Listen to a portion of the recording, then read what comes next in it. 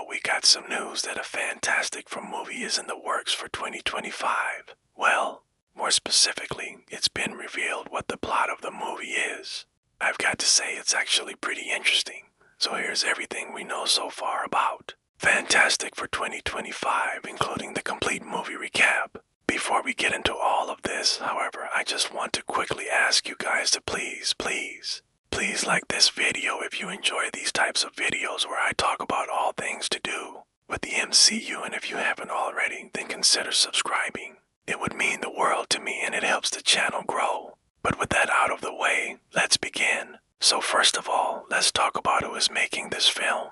As this will be a Fantastic Four film set within the MCU, it's safe to assume that it will follow the same continuity as other MCU films. The director of this film is Matt Shakman, who's most known for his work on the Disney Plus series Moon Knight, which was a 6-episode miniseries that came out in 2022. He also worked on episodes for other Marvel shows such as Daredevil, The Defenders, and Agents of S.H.I.E.L.D. Before he worked for Marvel, he made a few non-Marvel shows called The Good Wife and The Good Fight, and he also has one film under his belt called The Holding. Now, when it comes to who will be writing the screenplay for Fantastic Four, that job will go to Jeff Rowe, who also wrote the screenplay for the aforementioned Moon Knight series. In fact, he wrote 3 episodes for Moon Knight, which were titled The Midnight Man, The Goldfish, and Asylum. Jeff has also written for other TV series such as Shameless, Hand of God, and most notably he co-wrote the Loki series on Disney Plus. So as you can see, he seems like a good choice to write the Fantastic Four movie. As for when we will be seeing this movie, the release date is currently set for May 2nd, 2025. And finally, let's talk about who will be starring in this movie as the Fantastic Four. The cast will include Miles Teller as Reed Richards, aka Mr. Fantastic, Zoe Deutsch as Susan Storm, aka Invisible Woman, Keegan-Michael Key as Ben Grimm, aka The Thing, and finally Antonio Tova as Victor Von Doom, aka Dr. Doom. We don't have any other casting announcements yet, but I'm sure we will hear something soon. The story will follow Reed Richards, Sue Storm, Johnny Storm, and Ben Grimm.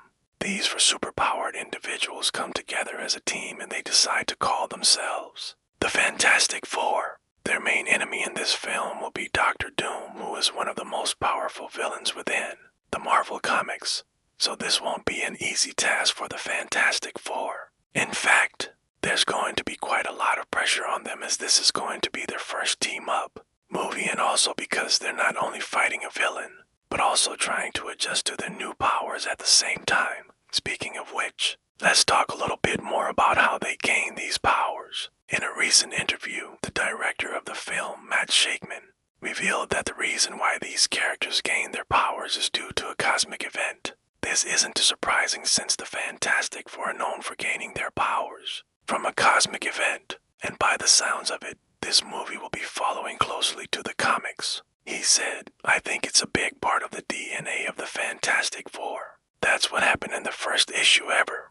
It's such a great origin. And you meet them, they're civilians. They're adjusting to being heroes. They're adjusting to these powers. And they're doing that while they're also going up against this great villain." Matt also talked about the tone of the movie, and he said it's a fun movie. It's not dark or anything like that. And I think that's really cool. Fun superhero movies are definitely lacking within the MCU, and with Matt having experience from directing the Moon Knight series, I'm sure he can deliver. In fact, Moon Knight was a really fun show and it had its serious moments, but overall it was a fun show to watch and it kept you guessing until the very end. So I'm really excited to see Matt direct a Fantastic Four movie. And when it comes to the cast, I think they did a really good job at picking relatively unknown actors to play these iconic roles. Being obviously, Miles Teller is a pretty big star right now.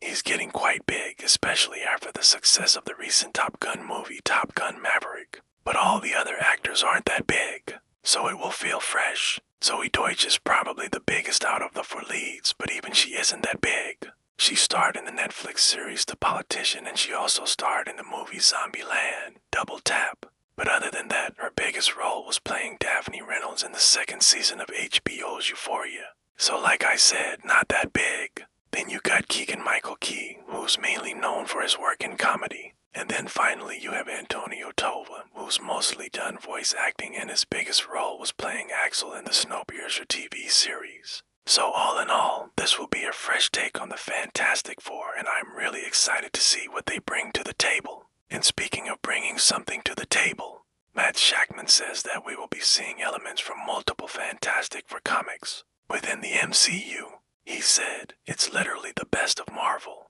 So it's not only the original 60s Fantastic Four, it's also the Ultimate Fantastic Four. There's a lot of comics that are informing this movie. For those who don't know, the Ultimate Fantastic Four is basically a reimagining of the Fantastic Four. It takes place in an alternate universe and it's a much more modern take on the classic team. So basically, it's a younger version of the Fantastic Four and their stories are a lot more modern and relatable.